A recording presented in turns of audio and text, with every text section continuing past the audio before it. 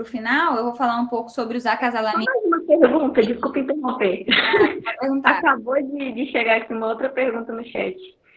André Crespo está perguntando se o seu trabalho já foi publicado, ele gostaria de ler, parabéns. Ele está falando que ele é da Associação de Laços Campistas. E uma outra pergunta dele também é se você correlacionou essas medidas com andamentos. E, mais importante, estabeleceu relação entre as medidas e correlacionou com os andamentos? Eu agradeço, eu elogio aí. O trabalho ainda não foi publicado. Eu defendi dia 4 de março, então eu estou finalizando as correções, mas a gente vai mandar o trabalho para publicação, sim. Né? Ainda não finalizei para submissão dos artigos.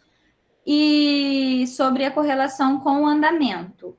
A gente não correlacionou com o andamento, a gente só avaliou características. Aqui eu trouxe parte do estudo, então eu trouxe mais a parte dos componentes de variância. A gente avaliou o pedigree desses animais, a árvore genealógica que a gente utilizou, a gente estimou a herdabilidade, estimou os componentes de variância com base na árvore genealógica desses animais, então no grau de parentesco. Mas a gente não correlacionou, por exemplo, tem alguns estudos, talvez seja isso que ele esteja querendo saber, que às vezes correlaciona, por exemplo, com o quadro de pontuação de marcha. A gente não fez isso, a gente só avaliou as medidas, as 12 medidas desses animais. E aí, quando a gente foi definir o modelo estatístico, a gente escolheu lá alguns critérios para inclusão no modelo. Por exemplo, onde esse animal nasceu, que ano ele nasceu, né, qual estado que ele nasceu, qual época do ano, qual estação do ano, se foi na chuva, se foi na seca, se foi primavera, verão, outono, inverno, né? Então, a gente usou alguns critérios para tentar acurar esses valores, fazer que eles fossem o mais próximo, representassem o mais próximo da realidade, que a gente acertasse mais. Mas a gente não correlacionou com o andamento.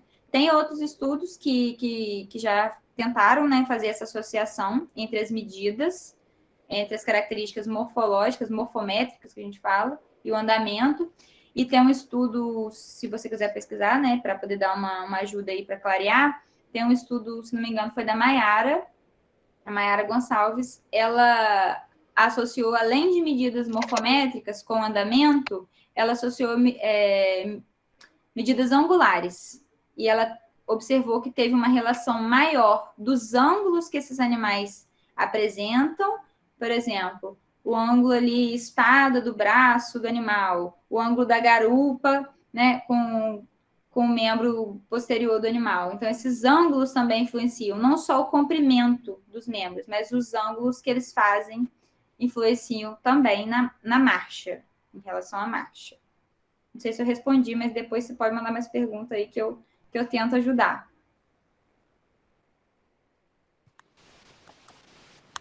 Sobre os... Foi, Manu? Tem mais alguém?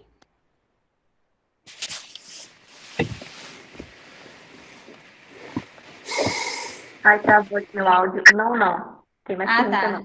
Tá bom. Porque o seu microfone estava aberto, eu fico só escutando aqui, que eu não vejo vocês. Sobre acasalamento, então a gente falou sobre seleção, sobre fatores, né, genéticos aí, sobre o melhoramento em si. E depois que a gente selecionou os melhores animais, de acordo com aqueles parâmetros, sabemos que a herdabilidade das características ou é alta ou é baixa, então a gente sabe que elas são herdáveis, então aquela característica pode passar para a próxima geração. Então a gente já descobriu isso também, né? Eu trouxe meu exemplo aqui para vocês. E aí a gente vai acasalar esses animais. E a gente pode fazer diferentes tipos de acasalamento aqui. Eu trouxe um exemplo, esse exemplo é do livro do André Sintra, que a gente, não sei se quem é do cavalo aí já deve ter visto. Esse livro, ele traz um capítulo sobre melhoramento, eu trouxe esse exemplo de lá, mas a gente tem aqui dois principais grupos de acasalamentos. A gente tem os acasalamentos em heterose, que a gente vai explorar aí o vigor híbrido, né, a diferença genética, a distância genética entre esses animais, né, entre esse macho e essa fêmea. E a gente tem os acasalamentos em consanguinidade, ou seja, a gente vai acasalar animais aparentados. A gente vai conversar um pouquinho rapidamente sobre cada um desses acasalamentos. Então, heterose, o acasalamento em heterose, ele é realizado entre diferentes raças ou diferentes linhagens de uma mesma raça, explorando as diferenças genéticas entre esses grupos. Então, eu sei que eles são, né, um animal, um exemplo, né? Vamos tentar trazer o exemplo para facilitar o entendimento. quarto de milha, eu tenho diferentes linhagens, como eu falei. Então, se eu tenho uma linhagem de trabalho, uma linhagem de tambor, um exemplo, eu posso cruzar essas diferentes linhagens dentro de uma mesma raça. Ou eu posso cruzar raças diferentes, que aí fica mais longe ainda geneticamente. Então, nas ancestralidades lá, o manga larga machador não tem a mesma origem genética do que o quarto de milha. Se eu cruzar esses dois animais, a gente vai estar explorando uma heterose altíssima. Então, a diferença genética entre esses animais é muito grande hoje, né? Então, dentro desse tipo de cruzamento em heterose, a gente tem o cruzamento linear, que é o cruzamento de linhagens conhecidas, que produzem animais de qualidade somadas. Então, eu tenho duas linhagens diferentes e quero usar o melhor daquelas duas linhagens. Então, eu vou acasalar aqueles dois animais de linhagens diferentes. A gente tem o acasalamento absorvente. Um exemplo aqui também, cruzamento de um garanhão superior com éguas abaixo da média, ou vice-versa, né? Ou uma égua que é superior à média com um garanhão que é abaixo da média. Então, tu faz aí, a intenção é um animal melhor e outro pior geneticamente falando. Espera-se elevar, o que a gente espera nisso, né? Espera-se elevar a qualidade dos produtos. Ou seja, eu vou melhorando aquele produto. Então, eu tenho um garanhão muito bom, com uma égua mais ou menos. Eu vou cruzo ele. Então, vou ter um produto que, em tese, será melhor que a mãe, mas ainda é um pouquinho inferior que o pai. E eu vou e cruzo esse animal de novo, com um animal superior. E aí eu vou sempre melhorando. A gente chega com esse cruzamento absorvente, é o mesmo cruzamento que a gente chega com o animal puro por cruza. Então a gente vai incluindo. Ah, eu tenho um animal meio sangue, cruzo com um puro. Aí depois eu tenho lá a fração do sanguínea lá. Eu vou e cruzo com outro animal puro de novo. E assim sucessivamente. Tem pergunta? Eu estou ouvindo um áudio. Oh. Não. É o áudio do André que está aberto. Ah, tá. Eu achei que era você. E a gente tem, por último aí, a gente tem a hibridização, que é o cruzamento entre espécies diferentes. E a gente vai produzir uma progênie estéril quando a gente cruza espécies diferentes. Por que a gente vai produzir essa progênie estéril? Porque a gente tem número diferente de cromossomos entre as espécies. Então, a gente pode ter aqui produtos como o burro, mula, o bardoto, a bardota e o zebroide. O que seria isso?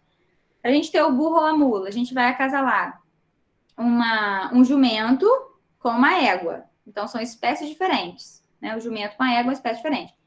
E aí, eu vou ter como produto o burro ou a mula. E esse produto, o burro ou a mula, ele vai ter um número ímpar de cromossomos. Então, não vou conseguir fazer com que esse animal se reproduza. Ele vai ser um híbrido, ele vai ter uma heterose altíssima, né? A distância genética entre eles é muito grande. A gente sabe aí que o burro e a mula, eles têm uma característica muito importante para o trabalho, né? Na força. A gente tem, historicamente, né? São animais de carga que suportam condições mais extremas. Então, a gente aproveita o melhor dos dois ali, praticamente, né? O melhor do cavalo, o melhor da égua, no caso, né? E o melhor do jumento. O bardoto e a bardota é o inverso em relação ao sexo. Eu vou acasalar um garanhão com uma jumenta. E aí eu vou ter um bardoto ou bardota, que também vai ser estéril. O que acredita-se, né? Por que a gente não vê quase bardoto e bardota? Porque eles não são tão rústicos e tão fortes, né? Não tem um desempenho tão bom quanto o burro e a mula. Aí, só a título de curiosidade para vocês, né? Por que isso acontece? A gente, estudos, né? Fizeram estudos sobre isso, e acredita-se que quando a gente for pensar na égua, a égua é bem maior que o jumento. Então, a barriga dela é maior. O útero dela é maior. Então, o ambiente fetal, ele influencia no desenvolvimento do animal. Então, se eu acasalar um jumento com uma égua, eu vou ter um burro ou uma mula se desenvolvendo numa barriga grande. Então, ele vai ter espaço para se desenvolver ali. Agora, quando eu faço o inverso, eu estou acasalando um cavalo com uma jumenta, que é muito pequena. Então, eu comprimo, eu diminuo aquele espaço. Então, acredita-se que esse ambiente fetal seja um dos responsáveis por esse bardoto ou essa bardota ser um animal mais fraco do que o burro ou a mula. É uma das hipóteses. E a gente tem como último exemplo aqui o zebroide, que é uma coisa assim, forçada, né? O homem que fez esse cruzamento, que é cruzar uma zebra e independente se é macho ou fêmea, com um cavalo. Que não é, a gente não vê muito, mas é possível. Eles conseguem se reproduzir da mesma forma, também é um animal estéril. E o acasalamento em consanguinidade, né? É o cruzamento entre indivíduos parentes entre si. E aí a gente vai variar um pouquinho esse grau de parentesco. Se ele vai ser muito parente ou um parente mais próximo, na verdade, não é muito parente, um parente mais próximo ou um parente mais distante. Então, a gente tem aqui o acasalamento inbreeding, seria cruzamento entre indivíduos aparentados entre si, com o objetivo de quê? Fixar características. E aí uma coisa importante que eu quero ressaltar para vocês, que a gente sempre tem um tabu assim, não faça acasalamento de parentes, não faça acasalamentos consanguíneos. Mas o que é importante que a gente tenha consciência? Como e por que e quando a gente vai fazer isso? Com que objetivo? Ah, eu vou cruzar. Já recebi essa pergunta. Posso cruzar a filha com o pai para ver o que dá? Para que você vai fazer isso? Para saber o que dá. É melhor você sentar, avaliar, calcular qual é o grau de parentesco. Eles têm mais parentes para trás? Eles são só parentes ali, pai e filha? Então, assim, não façam isso, não recomendem isso para testar, para ver o que vai dar, né? A gente precisa, como profissional, como zootecnista, saber o que a gente está fazendo e quando fazer. Com que interesse eu quero fazer isso? É para fixar uma característica? Qual característica? Já sei tudinho. Ok, faça. Então, tem um controle sobre o que vocês estão fazendo. Então, eles vão originar linhagens semelhantes entre si, acima da média. Então, a gente vai melhorar aquele animal. Eleva o número de genes homozigotos. Então, a gente tem aí muito, né? Às vezes, leilão, a gente escuta falar, esse animal é homozigoto. Pelagem tem muito isso, é homozigoto. Ou seja, quando eu acasalar aquele animal com uma fêmea, o produto vai expressar aquela característica que está em homozigotos. Pode proporcionar também o aparecimento de características indesejáveis. Por isso que a gente tem que tomar cuidado, né, com o acasalamento de parentes. Pode acontecer mutações aqui, pode aparecer características que não se manifestam nos pais, mas vão se manifestar na geração seguinte. Ou vão pular uma geração, vão se manifestar na próxima ainda.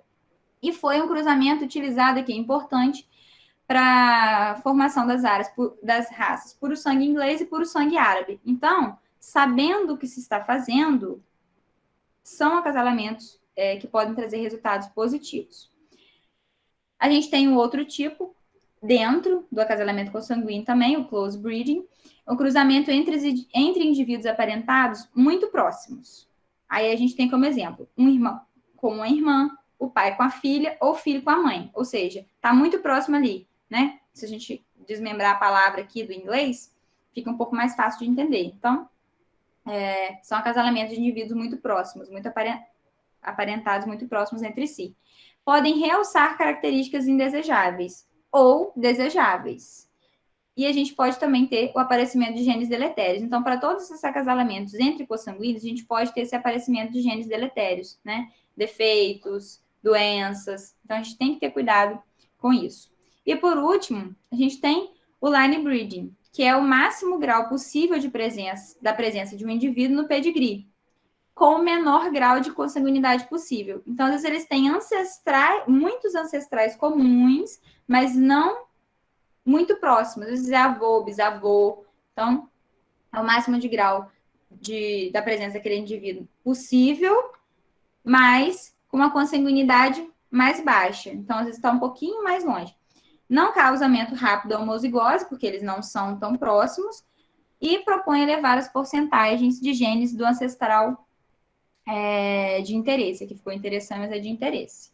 Então, resumidamente, a gente tem esses dois tipos e aí 3 categorias dentro de cada um. O que eu tenho para trazer para vocês sobre consanguinidade e endogamia do meu estudo? A gente avaliou um total de 412.013 animais no nosso banco de dados todo que a gente recebeu, né? A gente calculou o coeficiente de consanguinidade desse grupão aqui, 412.013 animais. Então, esse coeficiente médio, e a média não diz muita coisa, a gente sempre fala isso aí na estatística, foi de 0,003, a média, e variou entre 0 e 0,375, né? E aqui a gente, vou ressaltar para vocês que o coeficiente de consanguinidade, ele varia também entre 0 e 1. E o que a gente fez em seguida, né? O programa calcula para a gente também. A gente faz as fórmulas lá e calcula. Desses 412 mil animais, a gente identificou dos 8.300 que eram consanguíneos, ou seja, que eram parentes em algum momento. Tinham um grau de sangue ali próximo. E esses 18.300 representam 4,4% desse total da nossa população. Então, o coeficiente de consanguinidade da nossa população está ok, muito baixo.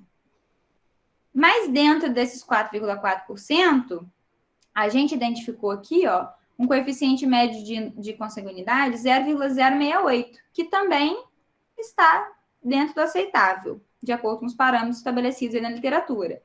E aí a gente resolveu destrinchar esses 18.300 animais, para a gente saber quantos eram realmente muito próximos, quantos eram mais distantes. E aqui a gente tem uma tabelinha, ó, do coeficiente de endogamia e o número de indivíduos aqui embaixo. Então, a gente tem classes entre 0 e 0,05, que é o aceitável, que é ok.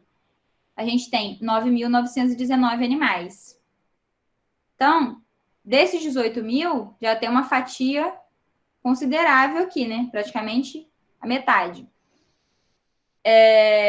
E depois a gente foi avançando aqui e a gente viu que tiveram animais na faixa de 0,35 a 0,40, mas são só 9 animais. Então, o que a gente pode extrair aqui dessa escala, dessa escadinha aqui? O que a gente precisa saber? Quem são esses animais aqui? Quem são esses 9? Quando eu for acasalar eles, eu preciso saber. Eu estou acasalando entre eles aqui? O animal 3 com o animal 4? Então, é isso que é importante. Se for, está muito alto e vai aumentar mais ainda. Então, o mais importante da consanguinidade que a gente tem que tomar cuidado é quem são os indivíduos consanguíneos, quem eu estou acasalando. Eles são parentes? Eles não são? Eles têm uma consanguinidade alta ou eles têm uma consanguinidade aqui aceitável entre 0,0 e 0,05? Não me preocupo, não preciso me preocupar se o outro não é parente. Então, a gente tem que tomar esse cuidado e saber o que está fazendo, mais uma vez. E aí, eu deixo aqui duas reflexões para vocês, né? A primeira, sobre os programas de melhoramento para equinos, que a gente não tem aqui no Brasil, eu, pelo menos, desconheço pelo que eu estudei. Então, é um ponto importante. É importante que as raças comecem a pensar nisso, comecem a desenvolver, comecem a estudar mais, né? A gente, na verdade, tem que estudar mais para ajudá-los também nesse sentido. O programa de melhoramento, ele vai ajudar a raça a caminhar para frente, né, no sentido de melhorar, superar suas dificuldades ali, quais são os pontos limitantes, é animal com lesão, qual é a vida útil do meu animal, de que adianta eu ter animais campeões que vencem tudo, mas eles não têm qualidade de vida, eles logo saem das competições porque eles não conseguem, né, eles se machucam, eles se lesionam e saem dali. Então, a Tem uma questão vida de... útil curta, né? Oi? Acaba que esse animal tem uma vida útil curta, muito Isso curta. aí, uma vida útil curta. E uma vida útil curta impacta financeiramente. Porque depois que aquele animal aposentar, ele vai fazer o quê? O cara vai desfazer dele, vai ter que dar um fim nele, vai ficar criando um cavalo que não está dando lucro para ele, hora nenhuma. Então, assim, tem a ver com bem-estar também. Para quem é dessa vertente, para quem gosta, eu acho que a zootecnia tem esse cuidado de pensar no bem-estar dos animais, é importante, e também na questão de prevenção de doenças. Então, será que todas as tropas, todos os aras ali, quem são aqueles animais consanguíneos? Eles estão sempre, continuam aumentando? A endogamia vai aumentar? A endogamia vai diminuir? Como que ela está? Porque se a gente for pensar, as biotécnicas reprodutivas, né, inseminação artificial, transferência de embriões, elas são muito boas, elas ajudam muito no avanço, mas elas tendem a aumentar a consanguinidade de um rebanho. Por quê? Aquele animal que, teoricamente, se eu fosse usar monta natural, uma égua ia ter um filho por ano, um potrinho por ano. Mas se eu começar a usar transferência de embrião, aquela égua vai ter mais de um potrinho por ano. então eu vou estar usando ela várias vezes, mesma forma um garanhão. Então, eu posso estar aumentando a consanguinidade, aumentando o grau de parentesco na raça. Então, tudo tem que ser muito bem pensado, muito bem estudado. Analisar, sabe? Pegar os dados e olhar. O que está acontecendo aqui? Se o melhoramento é para isso, gente. Eu tenho um cenário hoje. Se eu mexer aqui, o que vai acontecer lá na frente? A gente consegue prever o que vai acontecer. A gente consegue prever se aquilo vai ser bom ou se aquilo vai ser ruim, antes que aquilo aconteça. Então, a gente tem uma ferramenta que a gente consegue estimar o que vai acontecer lá na frente. Onde a gente quer chegar, o que a gente quer melhorar. E aí, eu quero que vocês reflitam também sobre a importância e o papel do zootecnista nesse trabalho de melhoramento. A gente tem grandes empresas que trabalham, né, com essa disseminação de material genético e tal, mas a gente também tem que ocupar esse espaço, né, dentro da propriedade. Eu participei de uma palestra aqui com vocês, não me lembro se foi no pessoal do NuPro agora, mas eu até fiz uma pergunta relacionada a isso, e a pessoa me disse que realmente hoje os produtores eles têm essa demanda do profissional, do zootecnista, do melhorista, desse programa de melhoramento dentro da propriedade dele. Ele quer saber quem que ele vai acasalar com quem, qual é o melhor produto. É melhor acasalar esse macho ou outro macho? E aquela égua? Então, assim, reflitam sobre a importância, sobre o papel, e aí, como estudantes, eu deixo essa reflexão para vocês do quanto esses programas de melhoramento do quanto isso tem para avançar dentro da equidicultura e o nosso papel dentro dessa cadeia aí. E aí eu deixo aqui meu contato para vocês, quem tiver dúvida pode me mandar um e-mail, pode me procurar no Instagram, e aí eu vou aproveitar para fazer meu merchan aqui. Quem for estudante universitário, quiser saber um pouco mais sobre a vida acadêmica, sobre dicas, eu divido lá bastante coisa que eu aprendi durante a graduação, durante o mestrado, no Instagram do Dica de Mestre. Quem quiser saber mais sobre zootecnia, mais sobre cavalo, sobre a Paquita, que minha égua, que está sempre por lá, é só me seguir aqui no meu Instagram também. Tudo bem aí? Eu fico à disposição para responder as dúvidas de vocês. Eu tenho uma. Pode perguntar. Recentemente, a Associação Quarta de Milha, a ABQM, ampliou mais essa questão de registros. Eu não sei se você chegou a ver, que antes os animais prognatas e criptorquídicos não podiam ser registrados como reprodutores. Uhum. E agora teve essa liberação, afirmando que pode, alegando essa questão de consanguinidade. Eu queria saber, assim, porque eu vi bem por cima e não consigo compreender bem qual seria a relação e se isso é uma questão, do seu ponto de vista, uma questão, uma característica hereditária. Porque os estudos são muito poucos sobre criptorquidismo e prognatismo.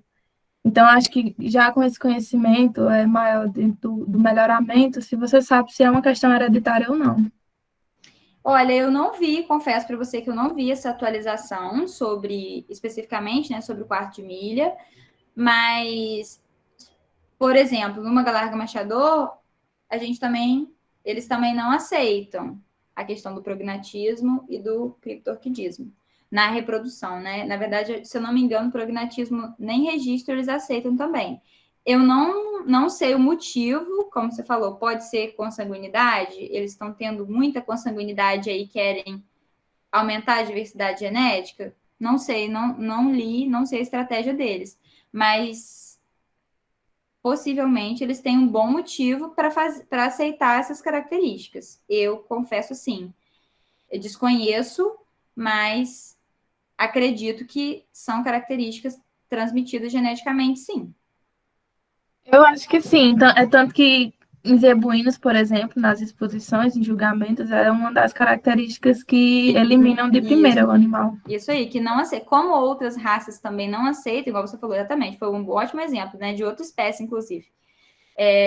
Eu acredito que tem origem genética, sim, ou de animais muito parentes, né? Pode acontecer.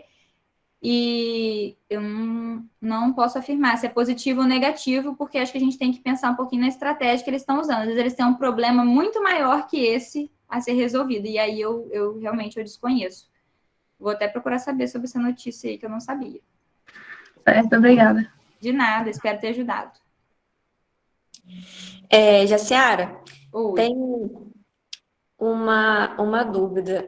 Mesmo que não seja muito difundido ainda o comércio de corte de equinos aqui no Brasil, ainda já existe assim, alguns abatedouros específicos. Você vê que o melhoramento genético, por acaso, esteja atuando efetivamente, ativamente dentro do comércio de corte? Não acho, Manuela. Eu acho que o comércio de corte, até onde eu sei, no Brasil, eles se destinam mais a animais de descarte, vamos dizer assim, né?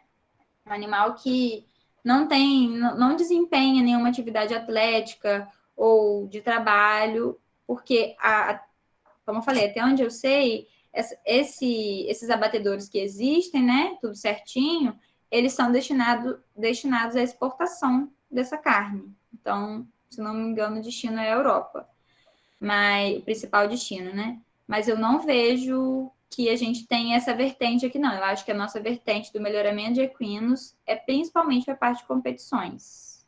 Então, É o que eu acredito pessoalmente falando. Não. Então, assim, pode-se dizer que seja um mercado que ainda tenha muito a oferecer e que, assim, a gente pode estar tentando entrar nesse mercado, fazendo a diferença e mostrando, né, que o papel do zootecnista é ativo nessa área. Sim, eu acho que uma coisa que eu tenho visto, assim, lido, que o que a gente tem que fazer é ocupar nossos espaços na cadeia produtiva. A zootecnia é uma profissão recente, né? Não é uma profissão que tem em qualquer lugar do mundo, né? A gente tem aí Animal Science, né? Que a gente ouve falar muito em outros países, mas a zootecnia é uma profissão recente e que não existe em muitos países. Então, a gente tem que mostrar também qual o nosso papel, qual a nossa importância naquela fatia, naquela parte da cadeia produtiva. Então, a gente tem importância na nutrição, isso aí já é claro para muita gente. Então, a gente tem importância muito grande na nutrição, no melhoramento, a gente vê muitos zootecnistas hoje, assim, não tem muito em número, mas a gente vê essa crescente. Né? A gente tem vários grupos de pesquisa já com melhoramento animal, com muitos zootecnistas participando, professores zootecnistas nessa área. É uma parte que, às vezes, a pessoa corre, que foi o que a gente conversou mais cedo, por conta da estatística, por conta das contas, né?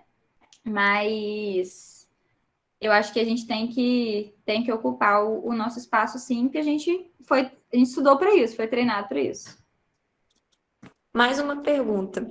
Sim. Qual que é a diferença de puro por origem para puro por cruza?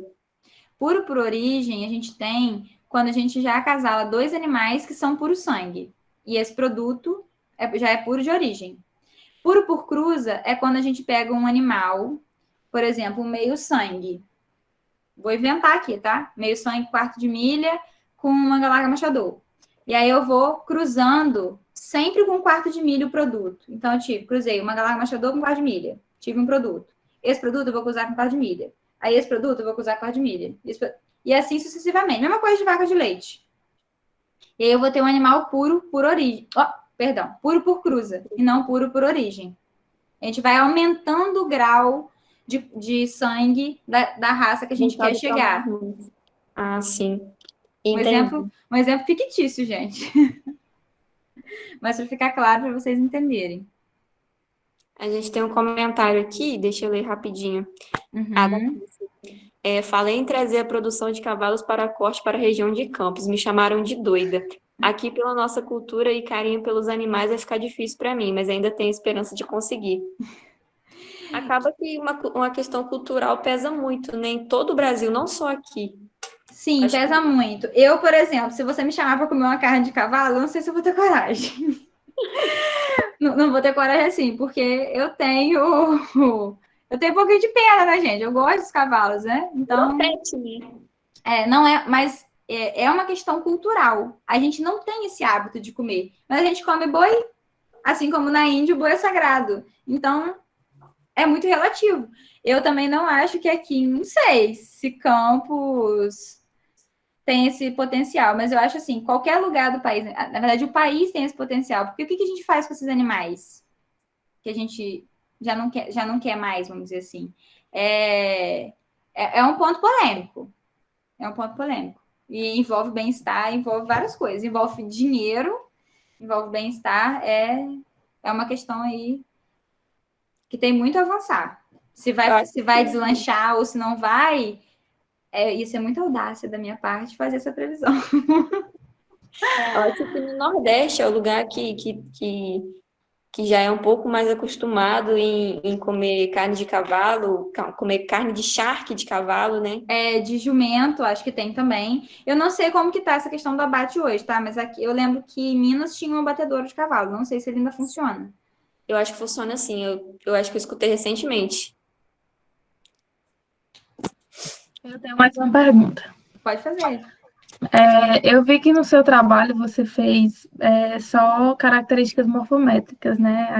Essas quantitativas em números. Isso. Eu tenho um interesse muito grande em genética de pelagem. Só que aí a gente vê que é um gene diferente de outro, e acontece a heterozigose e homozigose. Tu acha que teria como a gente fazer um trabalho com genética de pelagens, com essa questão de herdabilidade, para ver se um gene tem mais herdabilidade que outro gene, e assim ter uma dimensão maior de qual a probabilidade da próxima pelagem, num trabalho de melhoramento também? O trabalho de melhoramento sobre pelagem não é muito o meu forte, assim. Sobre pelagem, eu te recomendo, não sei se você já leu, mas a leitura tem um livro sobre pelagem, professora da Algisa, né, da UFMG, que fala bastante sobre isso. Tem outros trabalhos dela também sobre pelagem. Agora, em relação à herdabilidade da característica de pelagem, eu não vou saber te responder. Se é possível fazer esse paralelo aí. Porque pelagem é uma característica qualitativa, né? Geralmente as características qualitativas, por exemplo, qualidade da marcha, tudo que envolve qualidade mesmo, qualitativo, geralmente são governadas por vários genes. As características quantitativas são governadas, né, por o contrário, gente. Volta tudo. Características qualitativas são governadas por menos genes. Características quantitativas são governadas por mais genes. Então, às vezes isso dificulta a gente saber, né?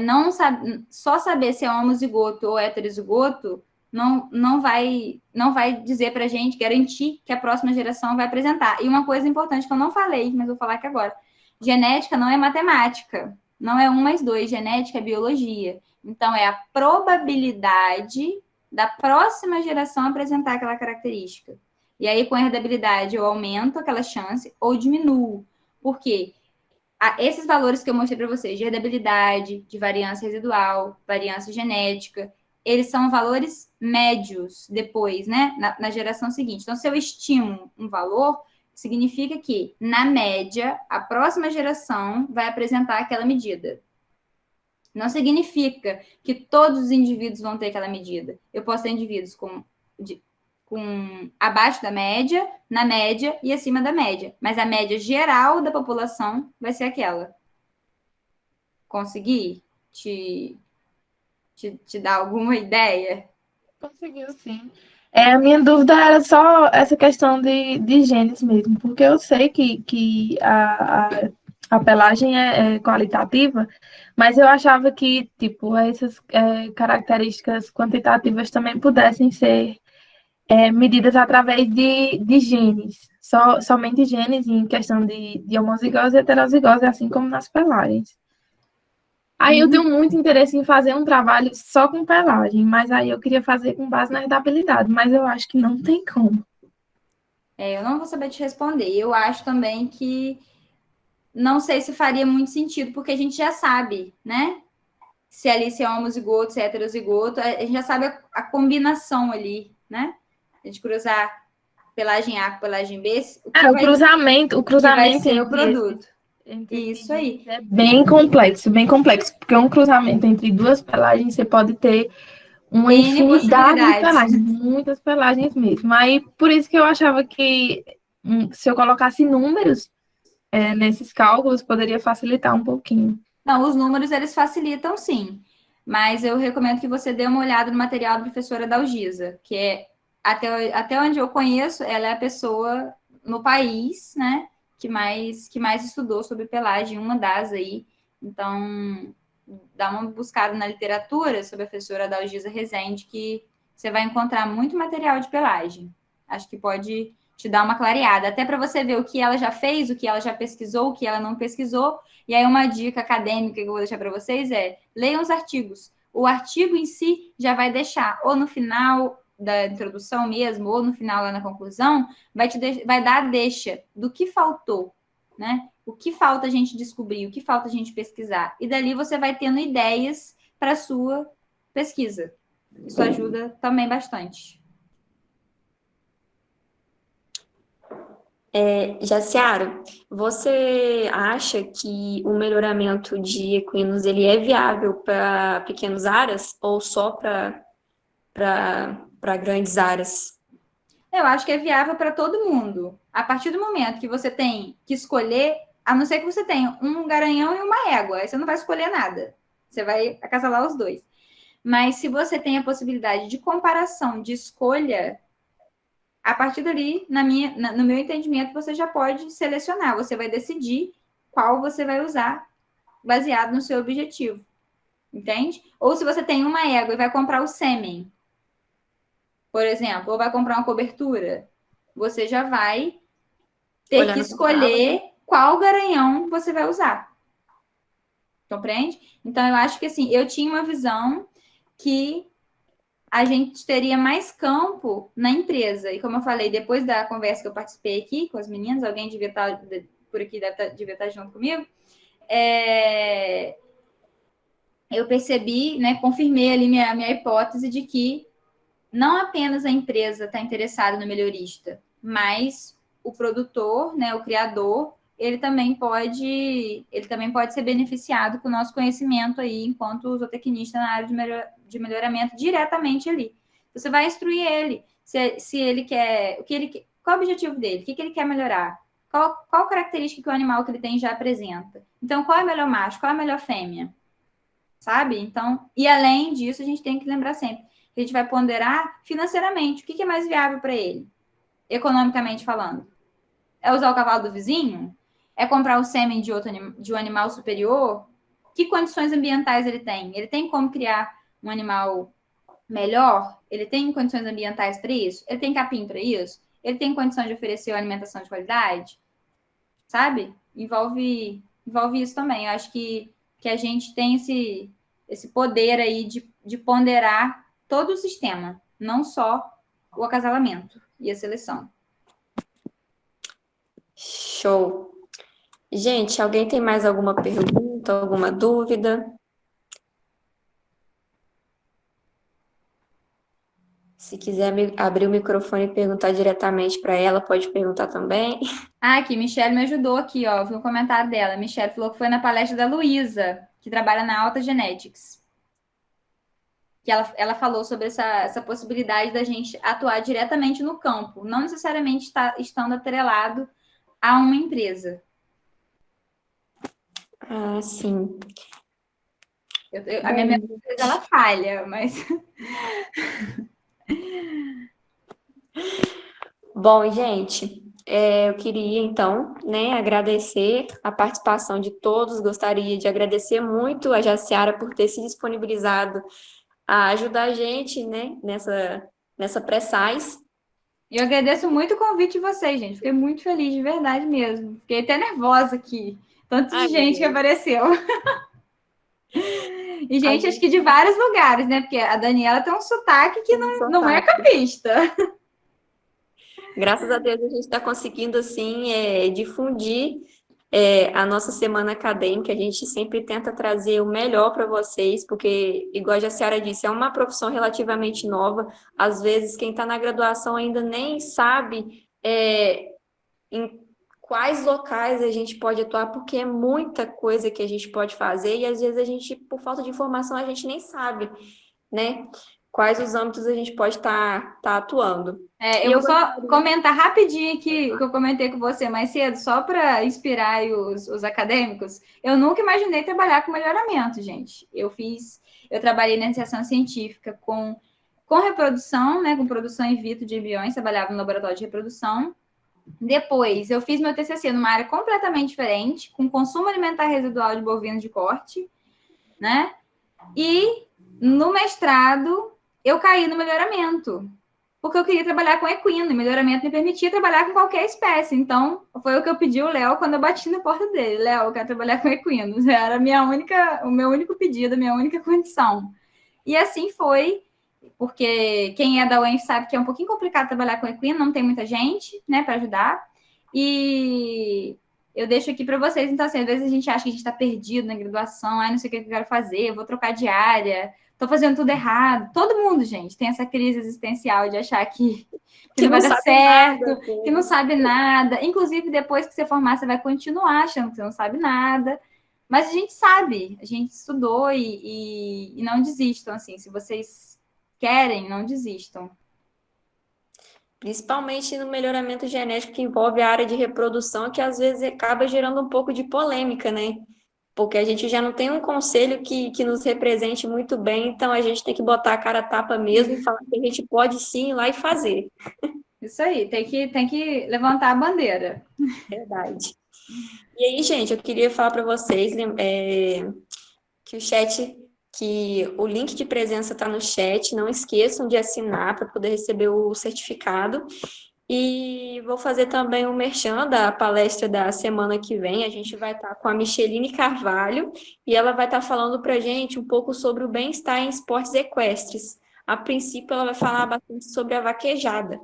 Então, eu conto com a participação de vocês, né, ao longo desse ciclo que vai abordar equinos e pets. E no final do ciclo, a gente vai estar fazendo aí um sorteio para vocês, como de costume, para poder animar vocês a comparecerem nos próximos ciclos e na nossa semana propriamente dita, que vai ser entre o dia 8 e o dia 11 de novembro. Então, a gente conta com vocês. Um beijo, um abraço. Nos acompanhe nas redes sociais, @SaizoEnf. E a Ciara já deixou aí o Instagram dela. Deixa eu achar aqui. Jaciara, faz uma pose para me tirar um print aqui. Ai, peraí que eu vou fazer então, gente.